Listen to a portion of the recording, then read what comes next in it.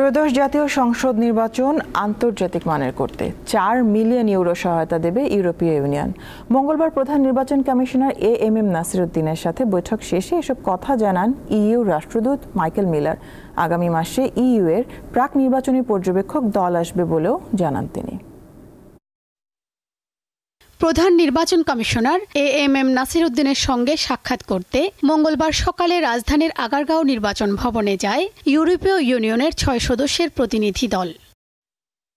সিইসির সাথে ঘণ্টাব্যাপী বৈঠক শেষে ইইউ রাষ্ট্রদূত মাইকেল মিলার জানান, ইইউ চায় আগামী নির্বাচন যেন প্রকৃতপক্ষেই অবাধ ও সুষ্ঠু, গ্রহণযোগ্য এবং আন্তর্জাতিক মানের হয়।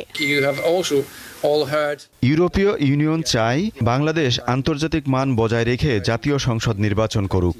এজন্য নির্বাচন কমিশনকে ৪ মিলিয়ন ইউরোর বেশি অর্থ সহায়তা দেবে ইউরোপীয় ইউনিয়ন। আগামীতে এ নিয়ে অন্তর্বর্তীকালীন সরকার ও নির্বাচন কমিশনের সঙ্গে আরও আলোচনা হবে। মিলার জানান, ইউরোপীয় ইউনিয়ন নির্বাচন পর্যবেক্ষণের জন্য বাংলাদেশকে একটি অগ্রাধিকারমূলক দেশ হিসেবে বিবেচনা করছে। সুষ্ঠু নির্বাচন আয়োজনের জন্য ইসির দক্ষতা বাড়াতে বিশেষজ্ঞ পরামর্শ দেওয়া সহ বিভিন্ন সহায়তা দেবে ইইউ। ইউরোপীয় ইউনিয়ন নির্বাচন কমিশনকে শক্তিশালী করতে বদ্ধপরিকর, যাতে তারা সুষ্ঠু নির্বাচন আয়োজন করতে পারে।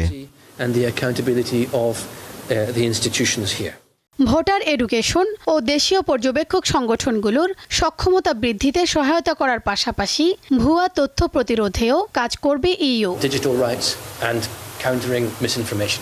শিউলি শবনম, দীপ্ত সংবাদ, ঢাকা।